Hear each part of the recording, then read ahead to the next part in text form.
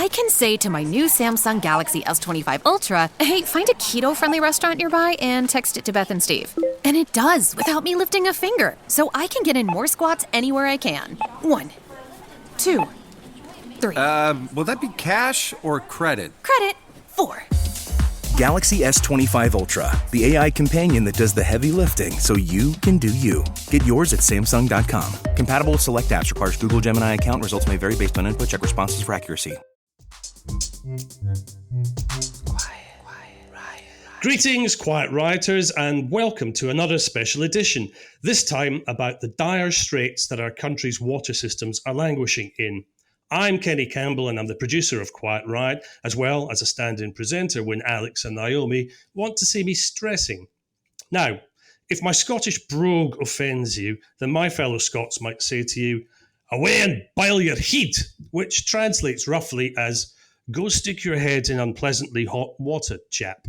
The thing is, you've got to be careful where you get that water from in this country.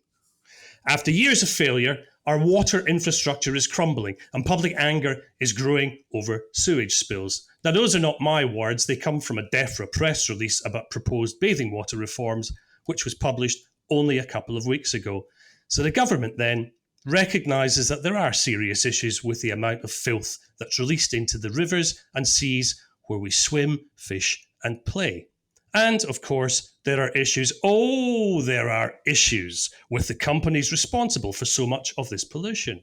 Companies which have extracted tens of billions in profits, much of it paid for by saddling the industry with crippling debt, since Margaret Thatcher privatised water in England and Wales in 1989. Scotland wasn't having any of that, so water remains publicly owned there, while Welsh Water is now a not-for-profit. The industry is all over the place. In England, the biggest water company, Thames Water, is £20 billion in debt, begging for £3 billion of support and could soon go under, appropriately enough, some might say. And remember that Thatcher wrote off the industry's £5 billion of debt and bunged it another £1.5 billion of public money at the sell-off. So, what can and should the government do? I'm joined by someone who, as well as criticising the water industry, is actually trying to do something about it. Norwich South MP Clive Lewis has introduced a private members' bill in water, exploring different ownership models. A few weeks ago, he initiated a letter to the water regulator Ofwat asking for Thames Water to be placed in special administration due to financial mismanagement, environmental violations and risks to bill payers. His letter was backed by almost 30 cross-party MPs. And after we finish this recording, he'll be hosting a drop-in session in Parliament with civil society campaigners and experts on the water crisis to show MPs that public ownership is popular and, indeed, the common sense solution. Clive, thank you for joining us today to talk dirty about water. Before we get into the serious stuff, some of our listeners may not know that in a previous life, you were BBC East's chief political reporter, making you my favourite gamekeeper turned poacher in the media world. Now, I left journalism 10 years ago, and I still get asked if I miss it. How about you? Do you miss being stonewalled by duplicitous politicians and berated by their feral media handlers? No, because it still happens to me. I miss the people. I don't miss. I mean, I think the job has changed dramatically since I was there. I was one of the first people to do video journalism as well. We were trained up. And I remember some of the old guard saying, "This is the end of us. You don't realise." And we were like, "Of course, what are you on about? It's just get with the times." They were right. It's completely changed. I don't think viewers always notice it, but if you go into a BBC studio now, then it's so few people. The technology, editors have gone. The whole crews that used to go out with a sat van. I mean, you can do it now from your phone. I mean, keeping on topic, given the choice, would you throw a bucket of dirty British seawater over evasive politicians, gobby political journalists, or smart aleck political hosts? Smart aleck political hosts, I wouldn't. I think, especially in the new media. I'm not being a creep, but the new media. I think the new media is brilliant. I mean, the new media has lots of independence. It can be partisan, but you've got choice. I think with the mainstream media, it does feel very cozy. The issues they discuss, the parameters of what's possible and what's not, all seems to have been not formally agreed, but it seems to be like, well, that's common sense. Clearly, you can't tax more wealth; they'll all run away, or you can't. So the poor are going to have. There seems to be this kind of cozy consensus, and it's also. So I would say I'd throw that water over both those groups. Did you get treated differently because people know you've got a background in broadcast and political broadcast? I think journalists expect you to kind of deliver the goods without taking 200 takes on clips, but no, not really. They know you know the drill, and they know what you're looking for, and they know they're listening for that soundbite. You try and give it to them, the right one, but no, not particularly. Let's move on to the main topic in hand today then. So first up, Clive, let's give listeners their 101 introduction to what's happening. Tell us about your private members bill. What prompted it? What does it contain? And how much support do you expect it to get? Good questions. It's quite a complicated picture about why I chose it. It's not complicated why I chose it. I chose it because it's something that's broken, and it's broken pretty badly. And when I saw the outline of the government's now Water Act, Special Measures Act, I could see that it was tinkering at the edges. And whilst it was an improvement, it was polishing a turd. And obviously that pun there has been done to death. It was polishing a turd. And I remember thinking, this isn't going to solve the problem. And the public won't think the problem is being solved. So we started to work on the water bill. Then, as I told my party that I was going to use my private members bill slot to do this, I'm not claiming credit for this, but pretty soon after that, I think as well, there's lots of anger out there. There's a kind of a story every couple of weeks about what the water companies aren't doing, the pollution, the profits, the criminality almost in terms of what they're doing. And what was announced was a comprehensive consultation and review of the whole water industry and sector. And I thought, and I think a lot of people thought, at last, maybe they've kind of shot my fox and my water bill was going to...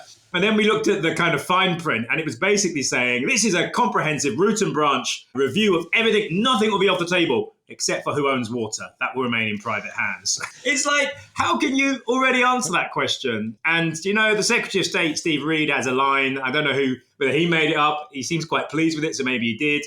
But it's this. It's when anyone mentions the issue of public ownership, I'm less interested in ideological purity than I am in the purity of my water.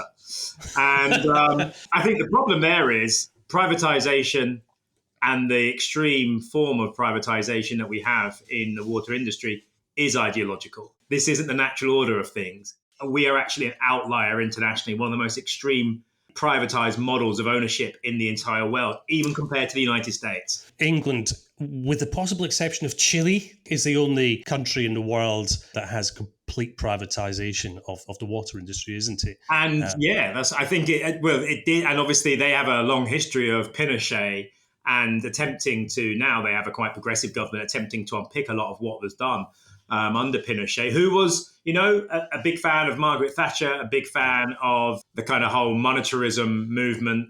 And that's probably why us in Chile have such a privatized water system. So my bill, I could see that this is an issue which gets to the very heart of what's wrong with our economy in many ways.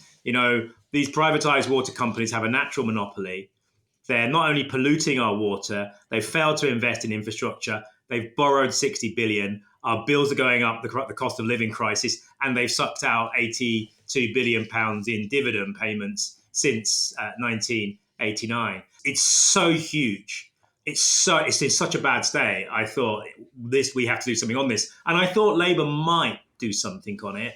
They've done something, but it's nowhere near enough. It's scratching the surface. So what my bill will do, in effect, is it will put in regulatory goals which actually make sure that the water companies probably won't be able to adhere to them. It's basically making them do what they're meant to do. Right. But it's a kind of 3 strikes and you're out. So if they get 3 fines, for example, they lose their license. It then comes back into public ownership. That's one part of it. The second part is to set up a commission and to set up citizens' assemblies who will go away. Your listeners probably know how citizens' assemblies work. It's like a jury, but with hundreds of people, cross-section of society. They listen to the experts, they listen to international comparisons, and then they come to a considered opinion. That would inform the commission, and that would then be the model of ownership that the Secretary of State would then need to pursue. I'm not going to tell the public what I think. I can tell the public what I think should happen, but I'm happy to say public ownership, democratically controlled. But it's for them to hear the evidence and make a decision. And that could be municipalization, like they have in, for example, Grenoble or Paris, which is where local authorities democratically control that.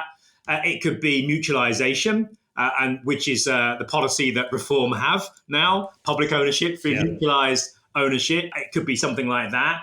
Or it could be a hybrid of mutualized and municipalization. You could also have an element of public-private partnership in there, but with strict guardrails on their influence onto the day-to-day and strategic running of the organizations. I think we should look at the evidence and look what works best for this country. And I don't think it would look anything like what we have now. What would success look like as far as your bill's concerned, do you think? Survive in the next couple of weeks. So I think private members' bills are really difficult to come into law. You need government time. Even the assisted dying bill, with the government backing, is going to come up against problems. It's normally on time. Also, the reality of a private member's bill is it's very hard without government support to get it across the line. And we've been really open with our supporters. But what it's doing is putting this on the political agenda. It's already there, but it's putting it here in the heart of Parliament. It's putting down a piece of legislation that a Labour government in the future could perhaps look at and take up or base its own future legislation on, or a future government. And it's also giving people something to understand, that there are lots of MPs in here who understand that our water is broken and want to do something about it, but within the limits of the parliamentary processes. So the bill is heightening people's awareness of what's happening, and it's showing that, there are people within our democracy inside this place that are trying to do something about it. And I think that would be a win, would be getting some media coverage, getting the debate to happen in the chamber, the minister to answer, MPs to engage and contribute. We're going to have, hopefully, loads of people in the gallery, loads of people down on the day, thousands of people at home watching it, educating themselves, beginning to understand what the scale of the problem is. And that's all part of the democratic process. And by the standards of sort of your interventions with the government from the backbenches, it's probably one of the less controversial topics, ironically enough, that you're involved with. I mean, the Whip's office aren't banging on your door saying, "What are you doing, mate," on this topic, are they? They were very interested in what bit I was going to do, and I don't think they're particularly happy. They would like me to just get in line and accept that Steve Reed's fixed things. And, clearly that's not what the public think. It's not what I think. So, no, they're not. There's still 101 ways that they could scupper this. We talked out. I'm probably going to have to kind of come to an agreement with them that they don't filibuster. They don't let the meeting be held in private, which would mean the public wouldn't be able to hear the debate. They could do that. And I won't push it to a vote, because even if I did push it to a vote, they've got more people than will probably be there on the payroll on the day, and they would win the vote. And then they'd be annoyed with me for doing that, more annoyed than they are. So I probably wouldn't. For listeners who are not completely up to speed about some of the impacts of the broken water system, there are some slightly icky facts, I suppose, that we should at least acknowledge about water pollution in particular. If you splash around in water that contains raw sewage, there's a lovely menu of health complaints that could result. There's gastroenteritis, ear, nose and throat infections, skin complaints, and if you're really unlucky, even hepatitis and E. coli. And campaigners such as Surfers Against Sewage say water users in the UK remain just as likely to become ill from seawater as they were way back in the 1990s. Yeah. So Clive, I mean, in real terms, just how bad is the situation with the water industry in this country? In terms of the pollution, we know that only 14% of rivers in England have what's called a good ecological status. 14%. So it's embarrassing, isn't it? It's shocking. We have some of the worst bathing water in Europe now. Our drinking water isn't at the standard that I think it needs to be, and many other people do. There are issues, this would obviously resonate with many of your listeners, issues around the testing capacity after Brexit, lack of investment, the fact that we still need to use the EU to test certain things. It's a shambles, frankly. I mean, like in my city, in Norwich, there were, I think in 2023, there was something like 471 spills that took place over more than 1,000 hours. And when I say spill, I don't mean someone with a beaker of food. We're talking thousands of gallons of effluent flowing into the rivers, killing the wildlife, killing the ecosystems. We're basically pooing into our own water supply. Yeah. And we haven't built the infrastructure. I mean, I I haven't got the figures to hand, but if you Google, the number of leaks in your water authority or nationally, it is billions of litres. I think it's at billions of litres a month. It's phenomenal, the amount of leaks. Maybe I've exaggerated there, but it's a lot. Well, there is an interactive map online that shows you where the leaks and the spillages happen. I'll put a link in the show notes afterwards for it. And it's shocking, and nobody escapes this horror. Nobody at all. It's this sense of broken Britain, isn't it? Nothing is working. I mean, it's not fair to say nothing is working, but there's a sense that the wheels are coming off the wagon, not just in terms of social infrastructure, but the physical infrastructure of the country. And you asked me before what were the motivators for this. Clearly, something's going wrong. But obviously, I've been doing a lot of work on the Green New Deal with Caroline Lucas when she was here on the Environmental Audit Committee. And you can see that the science is telling us that by 2034, the National Audit Office says we're going to start running out of water. We know that it's going to cost tens of billions of pounds a year to the economy because of both a lack of water and then massive floods and surges. So the climate is a kind of ticking clock. It's a force multiplier, if you want, that we know that if we don't get our act together, the fact that there weren't, up until the last year or so, these private water companies didn't invest in one single new reservoir, despite what we know about the climate change, creeping desertification from the south, moving up into the southeast. We're not going to be able to build homes in the southeast anymore and maintain nutrient neutrality. And on top of that, there's a huge time lag issue as well, because this sort of infrastructure isn't the sort of stuff that you put in overnight, even if the planning system was set up in a way that made it easy. So the time lags for the water infrastructure system are, as you say, likely to impact on housing and anything else that relies on on the stuff of life, really. That's right. Yeah, that's right. Without a doubt, the environment and the climate crisis, we live in a country where we have been so used to turning on a tap, and you can go into a pub, you can you ask for a glass of water, no one charges you at the moment. So we, for thousands of years in this country, water is assumed as a common resource, and yet it isn't. It's been privatized, and yet it should belong to all of us. And the fact that it's been turned into a commodity, another gambling chip, like our homes, like our adult social care and care homes, which are now run by private equity to extract. There have to be limits to this kind of casino economy. And now the climate crisis is making this an issue. And you can also add in national security. It's a national security issue. Could you think of water? You need water for drinking, for agriculture, for farming. Would you allow anything else so critical to our national infrastructure, to our national way of life, to our survival, to be run by vulture capitalists around the world? And the answer is no, you wouldn't. And it's not even casino business, because in a casino, there's a fair chance that either side will win. Whereas with the water industry, the profits were privatized and the risk and the problems look like they're going to land foursquare on the public's front lawn. Yeah. Ryan Reynolds here from Mint Mobile. I don't know if you knew this, but anyone can get the same premium wireless for $15 a month plan that I've been enjoying. It's not just for celebrities. So do like I did and have one of your assistants switch you to Mint Mobile today. I'm told it's super easy to do at mintmobile.com/switch. Upfront payment of $45 for 3-month plan, equivalent to $15 per month required. Intro rate first 3 months only, then full price plan options available. Taxes and fees extra. See full terms at mintmobile.com.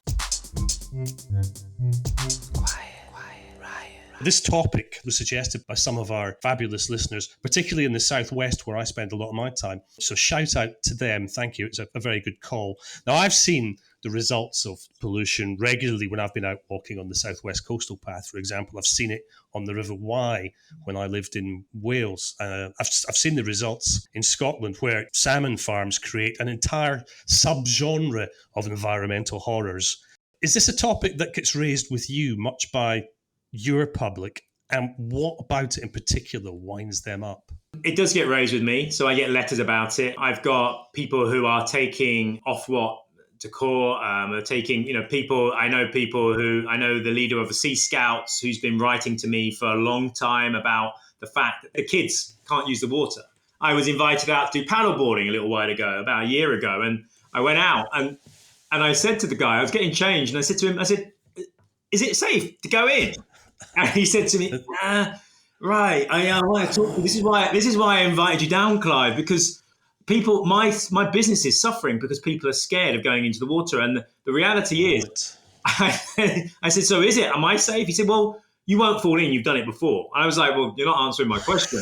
And he said, well, it is safe unless there's some kind of discharge. And then obviously it isn't. And I said, well, how do I know that? He says, well, you don't.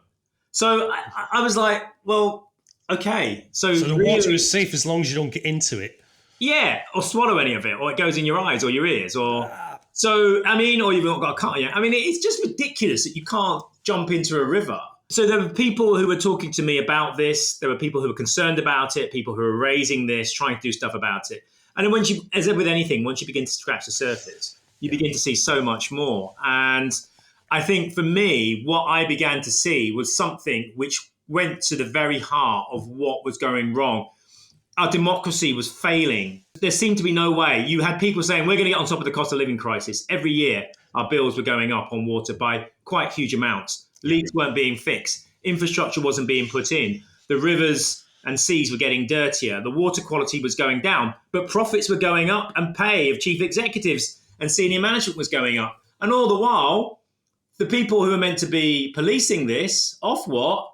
There was just this comfortable, cozy, revolving door of senior water figures going in, and poacher turned gamekeeper. You're hinting at the sort of the broader picture that the water industry is part of. Last week, somebody asked me what Donald Trump had in common with English rivers, and the answer apparently was that he meanders aimlessly, always finds the lowest possible level, and he's full of poop a lot of the time. I dare say eventually he'll be all at sea as well. But you've suggested that there are very real and disturbing links between the state of our water systems and what we would call Trumpian populism, I suppose, in this country. What does water have to do with the rise of the far right and people like Donald Trump?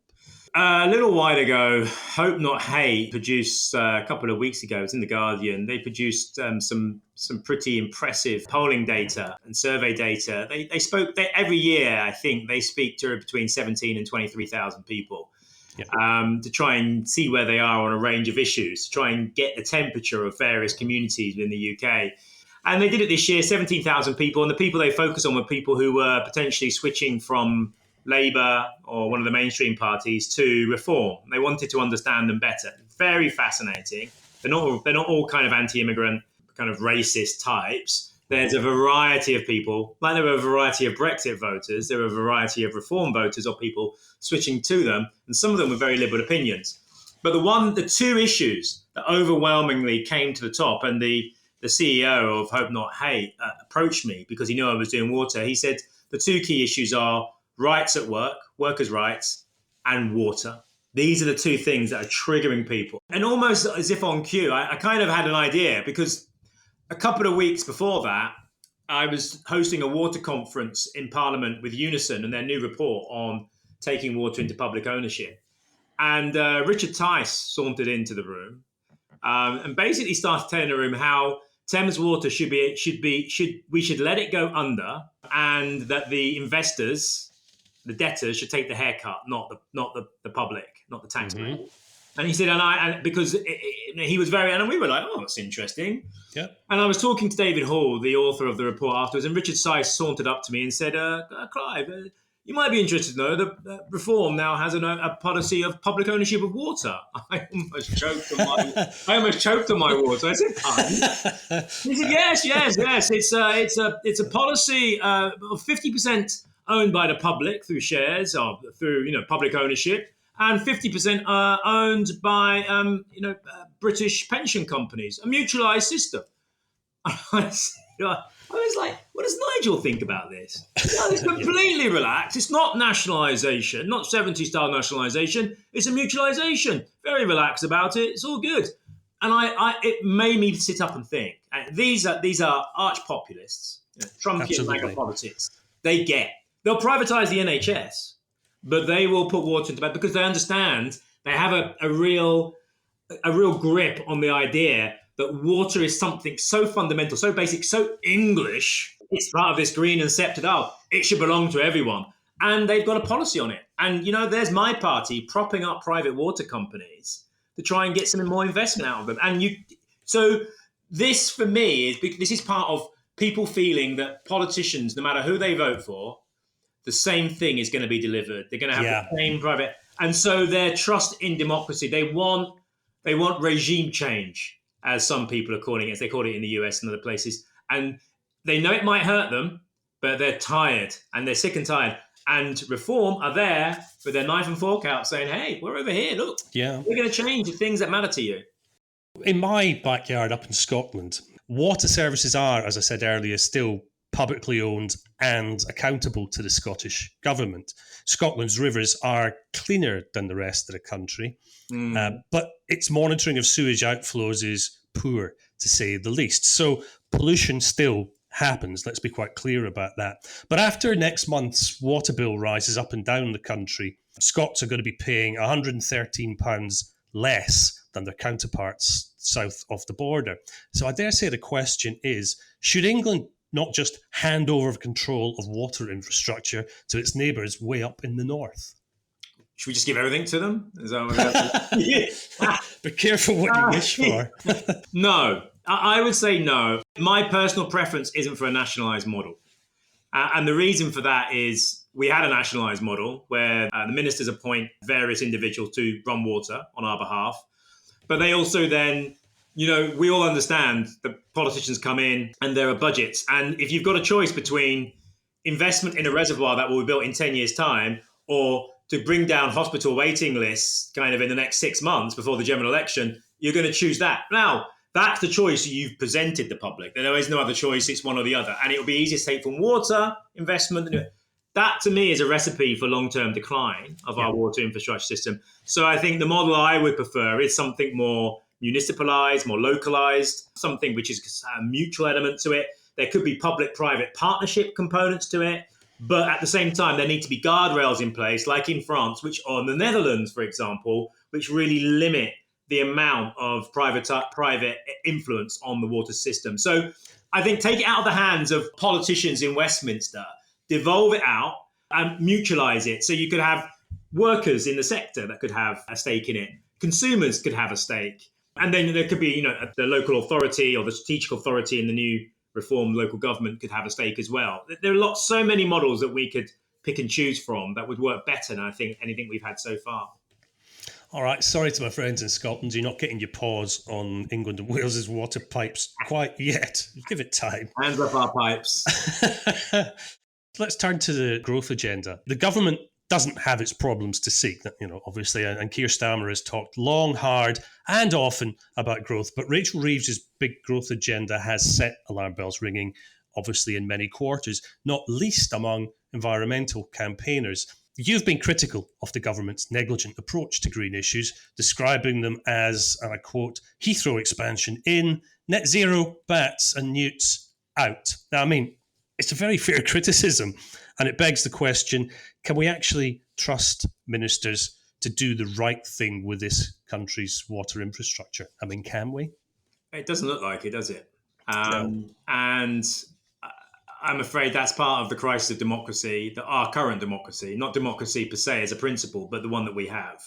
There are limits to it. And I think the question we now have to ask ourselves is, it does seem to be a bit of corporate capture. And by that, I mean of the entire economy. And I think when we look, and I think the fear for my government is that if we take on or tackle, let's take, for example, in water, then what this will send is a signal and the shockwaves through the private investment that we desperately need to get ourselves out of the hole that we've created for ourselves because of a rather arbitrary fiscal rule that we've put in place. And all the other mechanisms, whether it's the OBR 5-year, 10-year projection, which never pans out, never takes place, it's often wrong. There's so many fundamental factors now where the government have created a cage for themselves.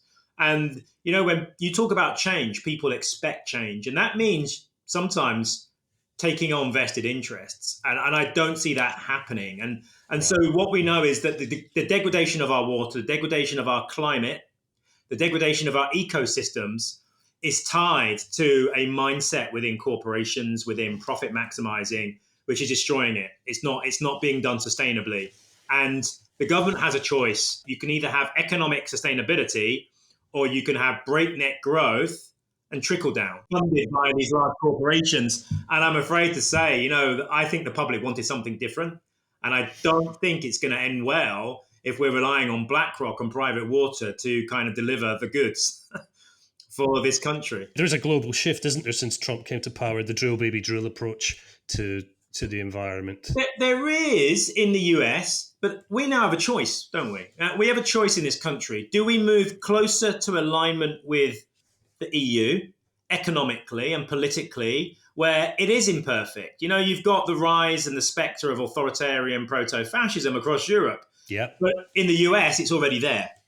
And it wasn't a good place to start with. And I would say politically, culturally, economically, many of your listeners, myself in this country, has more in common with a European-style capitalism, as imperfect as it is, than we do with a oligarchic, Elon Musk, Peter Thiel-led tech bro, I will determine the policy by my X feed kind of democracy and economy over in the US, where they are slashing the federal budget, cutting taxes, cutting healthcare, cutting the ability to hold corporations to account for their pollution. Is that the model we want to go down? I would say no. I would say it's probably a lot more over there with our European comrades. Does that mean lowering the drawbridge much more rapidly in terms of reaching out to our European cousins than we are at the moment, do you think? Yes, 100%. Yeah. And look, people go, look, we left the EU. Whatever we think about that, we left the EU, and my view was, before we even think about going back, we need to sort ourselves. We need to sort out our voting system. Here. Our constitution. We need to sort out the union. Like, is it going to be a federal structure? We've got bits wanting to peel off. We need to sort ourselves out, sort our economy out, and then go back into the EU. But things have kind of moved forward pretty quickly. Trump's been elected. Putin's on the gates of Europe. Security issues now at the forefront. Economic issues, the two are very closely interlinked. That means to me that maybe we need to speed up our approach to Europe. That doesn't mean Europe is perfect. It means there's lots to change in Europe. But if we can guide Europe away from the AfD, away from Maloney, away from the pen, to something approaching the kind of, social democratic and environmental kind of vision I think many of your listeners and myself have, then that's our home. And I think that's something we need to remember. But we've got to bring people with us. And at the moment, that's absolutely true. That's a long way away. I mean, behind the scenes, what's the skinny on what your fellow backbenchers' views are on closer alignment with Europe? So there are the usual suspects that would probably want closer alignment. I think more people have woken up recently and put rocket boosters on their thinking because of what's happening on the security agenda. Right. And then what's happening in the US and going, nah. So there's a bit of that. I think as well, I'm going to be honest here, it was only Michael Crick really that raised the alarm about the kind of key seat candidates. And there are lots of my new colleagues that are brilliant people. But there are lots of people who have been chosen for their loyalty to the regime I say the regime, loyalty to whoever is incumbent at the moment within the Labour government. And I think that means that the kind of, I'm not going to say the quality, they're all decent human beings, but the kind of the depth of their ability to analyse, assess, and critically think and act, I think it's been slightly curtailed in terms of the kind of MPs that we've chosen. Right. And I think that's going to be a bit problematic as we go on. Some of those colleagues will be listening. If you're listening, I don't mean you. I think your listeners will see that there are people. The government isn't sweating. There's no sense that they will lose the issue around benefits, as controversial as it is, because there are a rump of people on the payroll and on the backbenches that want advancement, who will vote for literally anything they're told to. And I think, those people perhaps haven't been doing the kind of thinking that they should be about where Britain is going to find itself in the next 5 or 10 years. And they should be. This episode is brought to you by Prime Video. In the small town of Holland, Michigan, nothing is ever what it seems. Behind the tulip festivals and pretty houses lay dark secrets that threaten to tear a marriage apart. Nicole Kidman stars in this darkly twisted thriller about a wife and mother whose quest to uncover her husband's secrets may get her more than she bargained for. Holland, streaming on Prime Video, March 27th. Do you know of any countries that have got what you might call the gold standard in terms of how their water, both delivery of water and disposal of wastewater, is concerned? I think the gold standard is probably the Netherlands. And as a country, the Netherlands has a fully public water supply. It's reinforced by legislation that prohibits the private sector for involvement in the drinking water provision. It's got strict anti-privatisation laws. I mean, this is a country that, don't forget the Dutch came over and sorted out a big chunk of Norfolk and Cambridgeshire, the fens, drained it. They are the masters of drainage, of water management. And they looked at their water system. It's a country that has a very intense relationship with water because it's so low-lying. Its water comes, from other countries. They had to get their shizzle right on this. And they looked around and they put it into public ownership. It's democratically controlled. It's illegal to privatise. I think that's a really good country to see. Uruguay is another one. They actually have made water a human right. It's in their constitution. Slovenia is another one. So I was at a conference in Europe recently where we were discussing water, my work on water, and the Slovenian delegate said, this was one of the things that brought down the far-right government that was in place a few years ago. They tried to privatize water. They had to make a constitutional change then to stop water being a right. So, tens of thousands of people, and in Slovenia, that's the equivalent of hundreds of thousands of people, came onto the streets to protest against the government and its attempt to change the constitution, is what she was telling us. And this helped bring down that government. So people understood water is something that they want. Once you have the right to water, a constitutional right, they know you don't let it go. They only have to look at other countries that don't have that. Water is a fundamental component. So, Uruguay is another one. You've got France. They've re-municipalized in Paris. You would have seen the mayor swimming through the River Seine for the Olympics. How clean it is. It was like the Thames or worse before in privatization. Grenoble has done the same. Bizarrely, Italy. I know they've got Meloni, but in Italy, there was a massive pushback against water privatization. Back in 2011, they had a referendum, and 95% of voters oppose the privatization of water services. So, we in this country, I don't think people understand, even compared to the United States, where water is overwhelmingly either publicly owned or in a public-private partnership, we are an extreme outlier with Chile, as you mentioned, with the privatized model, and it isn't working. So why would you not want to look at alternative models of ownership? Because that clearly is one of the drivers for the quality of your water. And I don't think there's anything that suggests that the British public's view on the privatisation of water is any different to the view of all those other countries that you mentioned. Thinking way back to when Margaret Thatcher was privatising water in Scotland, there was research done, I think in Strathclyde, and the results were so overwhelmingly no that the government backed off and said, that's it. There's nothing. We've had our trouble with poll tax rights in Scotland. We're not going to pick another fight on this level. Scotland, you can keep your water in the public sector. It's fine. And I don't see any evidence that actually that wouldn't be the case elsewhere in the country as well. In terms of the profits that have been gouged, skimmed, sucked at industrial quantities. You see someone with a kind of little teaspoon, taking off a few quid here and there, if only. I'd be in favour of privatisation if that was the case. Do we just have to say goodbye to the billions that have been taken out by the Macquaries of the world? No. I mean, look, I think if we had to invest, if we had to take that hit as an investment in securing our water supply for the coming climate crisis, then I would say yes. But there are alternatives. I was speaking to an MP and I said, are you going to come and speak at my bill? She said, no, you've got so many people writing to me to come to this. No, we have to keep them where they are to get as much money out of them as possible. They've taken so much. And I said, That's a kind of circular thinking, a circular logic. And they're going to cap. You think they're not going to take profit in that time? And so, look, there are a number of things that can be done. I would say my personal preference is for a debt for equity swap. Right. So what you would do is you would have a forensic financial audit to distinguish between legitimate borrowing for infrastructure and the extractive borrowing to enrich shareholders. So that's everything from setting up shell companies, which then IO, as you saw on Panorama maybe, that then sets up, you set up a shell company with a load of debt. It writes an IOU to another shell company.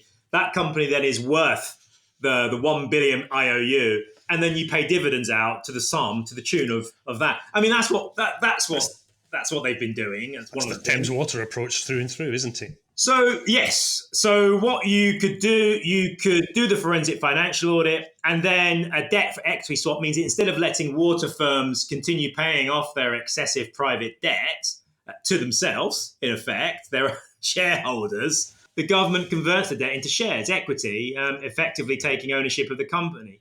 So, you can then repackage that and set it on as the government does with all debt, and utilize it that way. Now, I think there's an argument for this. But again, Kenny, this is the thing. It's about political will. If you want to do so, you can, look, we're being told, this would cost 90 billion.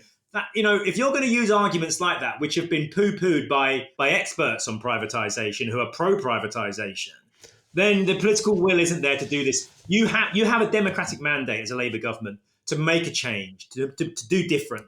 And that means being honest with people and saying, this could lead to this. This could lead to some capital flight. It could do this. But we're confident that if we do this in the long term, in the long run, this will benefit this country. And we would say to investors, we're going to rebuild this country. We need you to do it. Help us do it. But it's going to be done in a fairer way for the taxpayer, for the public, and for long-term investment. You will still make returns. They just won't be the humongous ones that you were making before. I mean, is that an approach that could be applied, do you think, to the other huge challenges that are faced? And there are long-term infrastructure challenges, a lot of them, transport being a case in point. Again, which government is going to invest tens of billions for a project that may not come on stream for 20 years with no political benefit? Our energy situation, it's not as if water sits as the only huge problem that we face in this country. It's all the big stuff in many ways, isn't it? 100%. Is that the approach that you would take to dealing with those other challenges as well? Yeah, I mean, the reason we went for Citizens' Assembly was to basically reconnect with the democratic failure that's taken place that allows this to happen. Many people understand that the last 50 years, the political project of the last 50 years, the whole raison d'etre of the road to serfdom and von Hayek's book was about taking power away from democracies and handing it to corporations so that they could profit maximize. That was on the tin. There was no kind of hiding of that. That was what it was there for, because they believed it led to better outcomes and wealthier societies, and everyone benefited, it trickled down.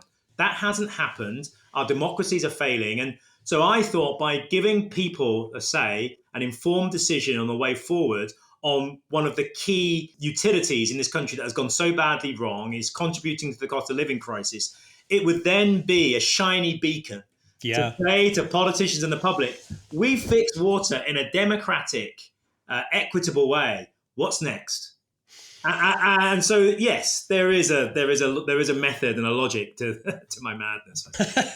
Well, something has to be done. It's the rallying cry of the apathetic in many ways. I think it was Lenin as well that said it, isn't it? You're quoting your inner Lenin there. That's going to cause controversy amongst our listeners, I can tell you. There'll be badges and T-shirts getting made as we speak. So we're starting to run out of time. So I've got two very quick questions just before we sign off then. Firstly, do you remember the last time that you jumped in the sea or went swimming in a lake? Yes, it was last summer, and two friends were down. And we were down by a river in Norwich, and it was an Airbnb in which you could go swimming in the river. And I remember being pretty nervous. It was pretty cold. But when the 17-year-old, the woman's daughter, 17-year-old, jumped in and went, "No, follow me," I was like, okay. And I was watching. Did I have anything afterwards? But that was about a year ago. I did that. But again, I should be apprehensive about diving into a pristine, lovely river. And yeah, I was, but I did. That's the last time I was in the water. It's astonishing how it affects people. I mean, when I was last in Lake District last year, Windermere was in national news headlines because of the state that it was in, and that's just wrong. That's just fundamentally wrong. And then one last thing. Then we like people to do politics on this show, as well as just listening passively. Is there anything that our listeners can do to help bring changes to our water industry? Anything at all? Yes, there are lots of things going on. I've got a newsletter that goes out. If you put Clive Lewis Action Network or Clive Lewis MP Action Network, that will come up. You can get updates on the campaign. The 28th of March is when the private members bill is heard in Parliament, all things being equal. That will be a high watermark. Hey! People are coming down to the gallery. People will be coming down on the day. That will be good. You can watch it at home. Sign up for the newsletter. When you sign up for the newsletter and the updates, you'll be also offered opportunities to take part in the campaign. And one of the things that we're really asking people to do is write to your MP, tell them to come down on the day for the debate. On a Friday, most MPs are in the constituency, and I completely understand that. There's lots of private members' bills I don't attend because I'm in the constituency. But this is an important one. Tell them it's an important one, to come down, take part in the debate, to hear the debate, and to play an active part in it. And that would be really helpful. And then after that, we've got the court case against Ofwat that's going on. Right. We've got the stuff that's been going on with Thames Water. We want people to feed into Steve Reed's consultation and review of the water sector. That report's back in June. This isn't a campaign that's going to go away. It is a big campaign. It's going to carry on until our water is sorted. And I think that's some way on the horizon yet. That is fantastic, Clive. Thank you so much for your time today. And thank you for fighting the good fight on this one as well. It's not a problem that's going to go away because we are talking about the stuff of life. We'd love to have you back on. Love to come back. Stay in touch, and thank you very much. Thanks, Kenny. It's a pleasure. Absolute pleasure. So there you have it, Quiet Rioters. An MP sticking his head well above the parapet on an issue that affects all of us. Thank you again to those of you who suggested this as a topic. We do listen to you. And I hope this sheds some light, not just on the challenges faced by the water industry, but on potential solutions as well. Now, of course, somebody has to pay, and that somebody will probably begin with the word tax and end with the word payers, because it's a horrible situation. But without urgent action, it will inevitably only become more horrible. Remember that the cradle of civilization, Mesopotamia, means between rivers.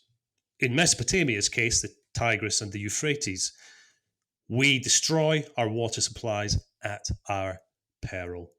That's why this subject should have top billing for everyone from surfers and swimmers to picnickers and paddlers. Oh, and anyone who drinks water. Finally, as ever, we are eternally grateful to those of you who like and subscribe to our stuff, leave reviews, follow us on Blue Sky, and support us on Ko-fi. That's ko-fi.com/Quiet Riot Pod.